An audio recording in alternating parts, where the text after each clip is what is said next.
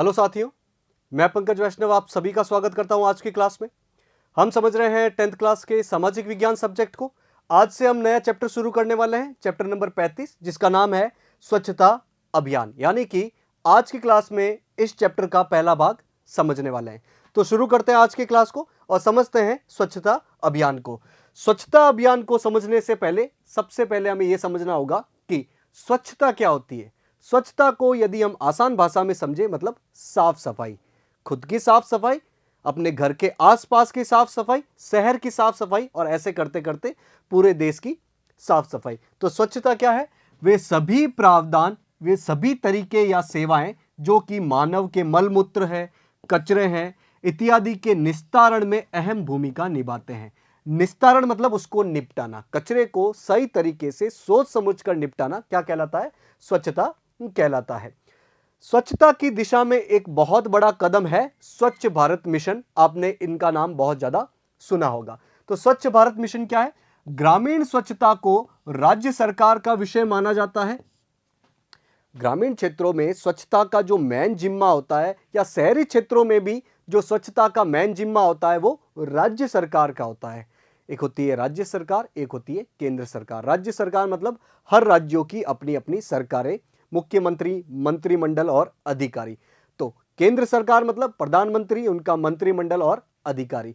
तो ये ग्रामीण स्वच्छता का जो विषय है वो मेनली किसका माना जाता है? राज्य सरकार का माना जाता है। लेकिन केंद्र सरकार ने राज्य के प्रयासों को सहयोग देने के लिए, राज्य प्रयास करते हैं लेकिन उनको हेल्प देने के लिए केंद्र सरकार ने 1986 में केंद्रीय ग्रामीण स्वच्छता कार्यक्रम लागू किया। केंद्र सरकार ने सोचा कि स्वच्छता की दिशा में हम भी राज्य सरकारों की मदद करें, इसलिए उन्होंने 1986 में केंद्रीय ग्रामीण स्वच्छता कार्यक्रम को शुरुआत किया। फिर उसके बाद 1999 की 1 अप्रैल में इस कार्यक्रम में संशोधन, यानी कि इस कार्यक्रम में बदलाव करके पूर्ण स्वच्छता के रूप में इस कार्यक्रम को बदल दिया गया कि नहीं, सिर्फ ग्रामीण स्वच्छता तक ही नहीं सीमित रखेंगे अपने आप को, हम पूर्ण स्वच्छता की दिशा में कदम आगे बढ़ाएंगे।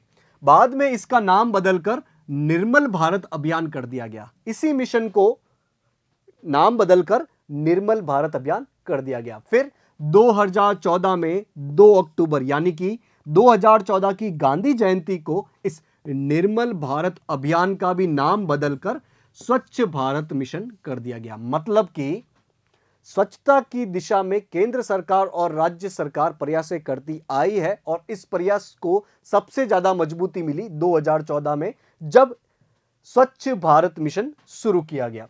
तो इसका लक्ष्य क्या है? स्वच्छता को बढ़ावा देना है।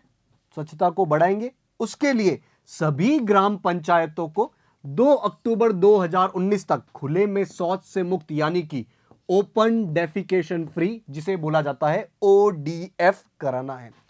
ये जो स्वच्छ भारत मिशन है, इसका मेन उद्देश्य है, ये 2014 में आई, तो इसका मेन उद्देश्य है 5 साल यानी कि 2019 तक सभी ग्राम पंचायतों को खुले में शौच से मुक्त करना है।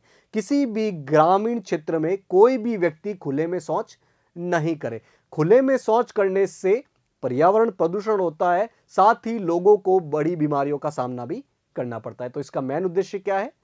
2019 तक सभी ग्राम पंचायतों को ODF यानी कि ओपन डेफिकेशन फ्री, यानी कि खुले में शौच से मुक्त कराना। इसके लिए बहुत सारे प्रयास किए जा रहे हैं, जैसे कि शौचालय निर्माण करवाया जा रहा है। तो इस कार्यक्रम के अंतर्गत शौचालय निर्माण करवाने के लिए प्रत्येक ग्रामीण परिवार को 12,000 रुपए की आर्थिक सहायता दी जा रही है, ताकि हर परिवार, ग्रामीण क्षेत्र में हर परिवार अपने घर में शौच का निर्माण करा सके। इसलिए सरकार उनको 12,000 रुपए प्रति परिवार दे रही है, ताकि इसके लक्ष्य को हम प्राप्त कर सके। अब इस स्वच्छता के भी अलग अलग प्रकार हैं, एक एक करके हम देखते हैं कि स्वच्छता कितने प्रकार की होती है। ये अलग अलग स्तरों पर फैली हुई है, इसीलिए हम इनको अलग अलग तरीके से पढ़ते हैं।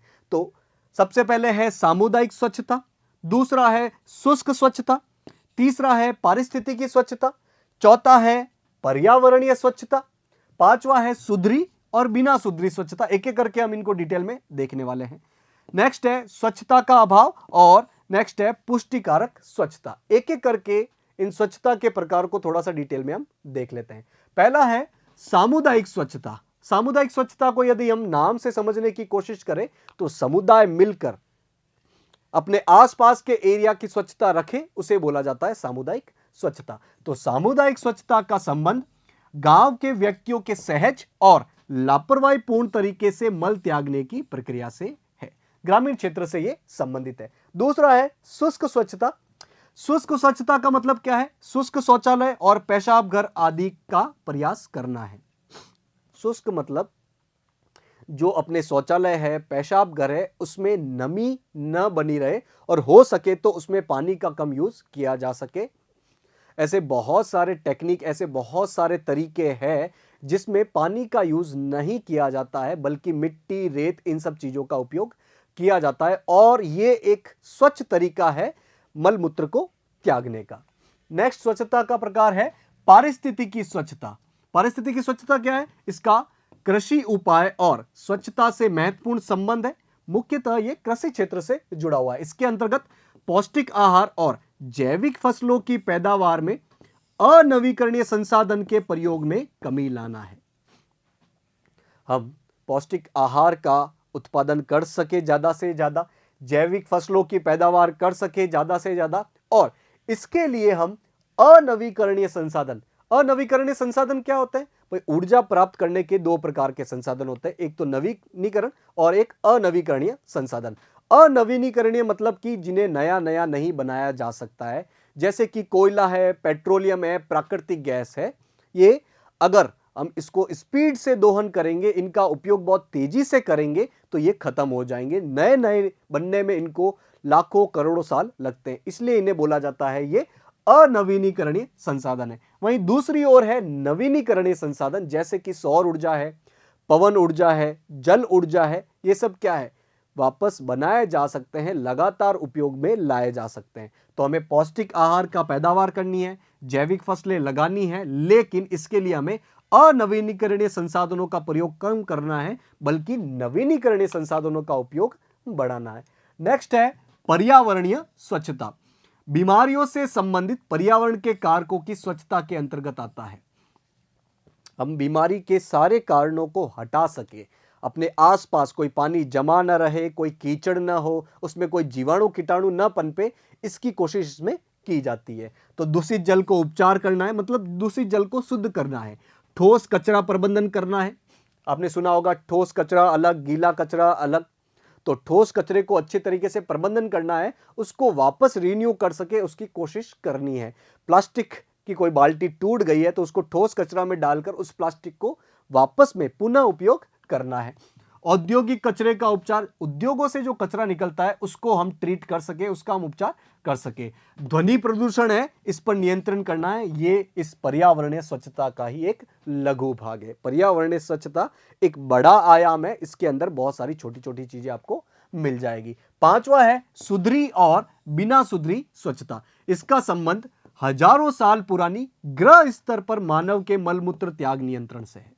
घरेलू स्तर पर मानव का मलमूत्र सही तरीके से हो सके, इससे ही बोला जाता है सुधरी और बिना सुधरी स्वच्छता। इसके अंतर्गत स्वच्छता और जल आपूर्ति की देखभाल की जाती है। बेसिकली ये संबंधित है आपके पानी से, पानी की स्वच्छता से। नेक्स्ट है स्वच्छता का अभाव। इसका संबंध सामान्य रूप से शौचालय के अभाव से है। स्वच्छता का अभाव मतलब शौचालय का अभाव। शौचालय नहीं हो तो खुले में शौच करना पड़ेगा। खुले में शौच करोगे तो बहुत सारे कीटाणु, रोगाणु, मक्खियां आएंगी। ये मक्खियां, रोगाणु, जीवाणु ये आपके पानी के स्रोत या भोजन पर बैठेगी और फिर इंसान बड़ी बीमारियों का शिकार हो जाएगा। नेक्स्ट है पुष्टिकारक स्वच्छता। पुष्टिकारक स्वच्छता क्या है? इसका चित्र संपूर्ण स्वच्छता श्रृंखला से है, जिसमें मलमूत्र या दूषित जल का उपचार करना है, इनका पुनः उपयोग करना है, इनका सही तरीके से निपटान या निस्तारण करना है, इन सभी के तरीके शामिल है। तो ये पुष्टिकारक स्वच्छता, स्वच्छता के अंतर्गत आने वाले सभी प्रयासों की एक श्रृंखला है। तो ये अपने स्वच्छता के मुख्य प्रकार हो गए। अब देखते हैं स्वच्छता प्रबंधन। स्वच्छता प्रबंधन का मतलब क्या होता है? प्रबंधन का हम आसान भाषा में समझे तो मैनेजमेंट। स्वच्छता आपने ला दी किसी जगह पर, लेकिन उसको बरकरार रखना है, उसको कायम रखना है, तो आपको बहुत सारे तरीके अपनाने पड़ेंगे। उन्हें ही बोला जाता है स्वच्छता प्रबंधन। तो स्वच्छता को बनाए रखने या फिर स्वच्छता प्रबंधन के लिए बहुत सारे प्रयास किए जाने चाहिए। हमने आम जिंदगी में भी, आम इंसान द्वारा और सरकारों और अलग अलग संस्थाओं के माध्यम से भी। तो पहला है हानिकारक गैस, तेज गंध युक्त धुआं और भाप की निकासी के लिए अच्छे रोशनदान या निकास की व्यवस्था हो। एक छोटे से एग्जाम्पल से समझते हैं कि रसोई में खाना बनाते वक्त बड़ी मात्रा में धुआं निकलता है। यदि ये धुआं उस रसोई से बाहर नहीं निकलेगा, प्रदूषण होगा, तो उस वजह से जो व्यक्ति खाना बना रहा है या रसोई में काम कर रहा है उसको बीमारियों का सामना करना पड़ेगा। तो इसी चीज को जब हम बड़े स्तर पर देखें, किसी फैक्ट्री में देखें, किसी उद्योग में देखें या बड़े घर में देखें, तो ये बहुत बड़ी बीमारियों और परेशानियों का सबब बन सकता है, इसका कारण हो सकता है। इसीलिए जहां हानिकारक गैसें निकलती हो, तेज गंध युक्त धुआं निकलता हो या भाप बनती हो, वहां पर उन चीजों की निकासी के लिए, वो वहां से निकल सके, इसके लिए अच्छे रोशनदान होने चाहिए, अच्छे निकास की व्यवस्था होनी चाहिए, खिड़कियां वगैरह प्रॉपर होनी चाहिए। दूसरा है मेटल डिटेक्टर का प्रयोग हो। जहां पर धुआं वगैरह निकलता हो तो वहां पर ऐसे कुछ मेटल डिटेक्टर आते हैं जो उस धुएं को भाप कर सायरन बजाते हैं ताकि आने वाले खतरे से बचा जा सके। तीसरा है खाद्य पदार्थों को बनाते समय और पैकिंग करते समय साफ और रोगाणु कीटाणु रहित स्टील के बर्तनों का उपयोग करना चाहिए। आप किसी भी प्रकार का खाद्य पदार्थ बना रहे हो, कोई फैक्ट्री बना रही है, कोई उद्योग बना रही है, कोई कंपनी बना रही है, तो उसको बनाते समय भी हमें उसके बर्तनों की स्वच्छता का ध्यान रखना चाहिए। वो बर्तन रोगाणु कीटाणु रहित होने चाहिए, साफ सुथरे होने चाहिए। फिर इनकी पैकिंग करते समय भी इनके बर्तनों के साफ सुथरे का ध्यान रखना चाहिए। चौथा है दीवार, छत और फर्श को वाटरप्रूफ पदार्थों से साफ करना चाहिए।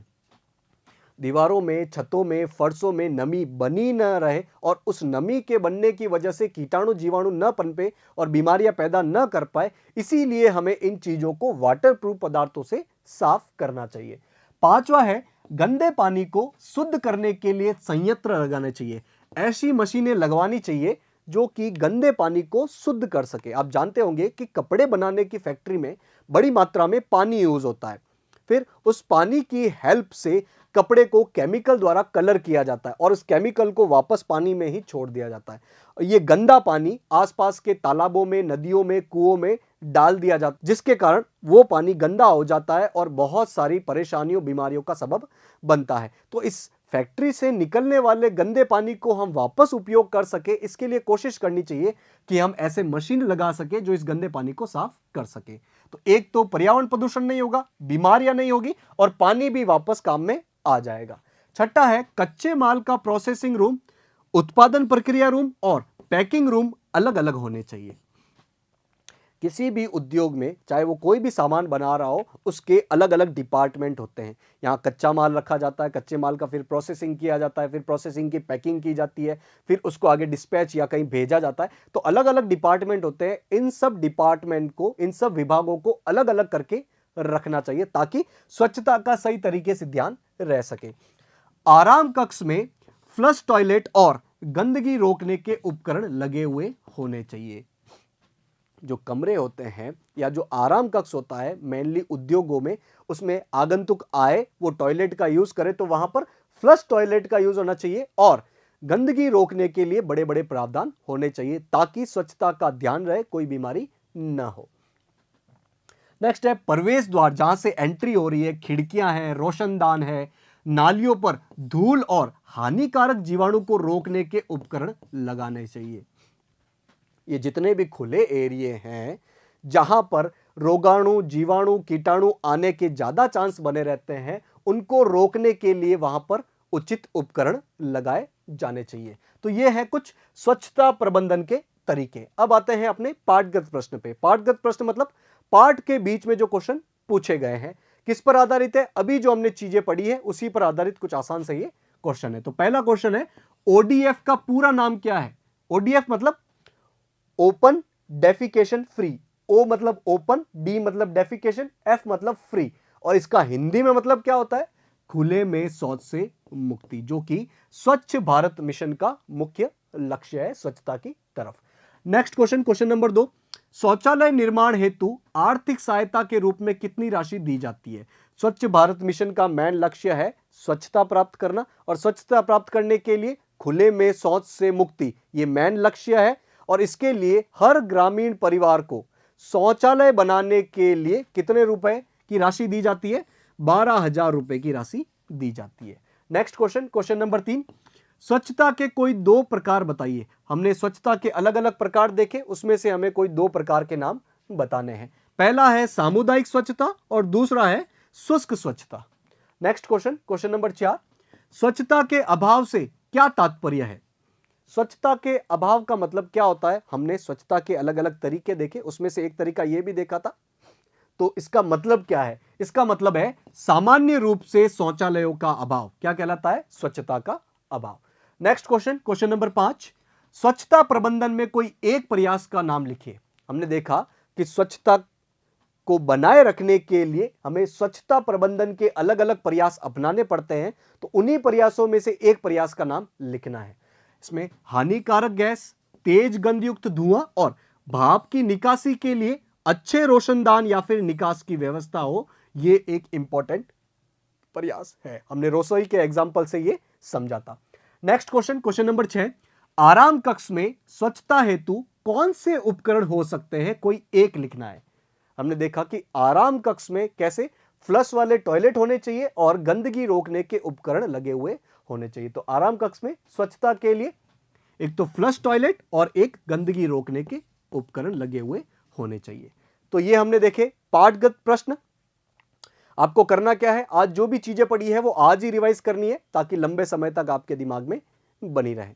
आशा है आज की क्लास आपको समझ में आई होगी। आज की क्लास से जुड़ने के लिए आप सभी का बहुत बहुत धन्यवाद।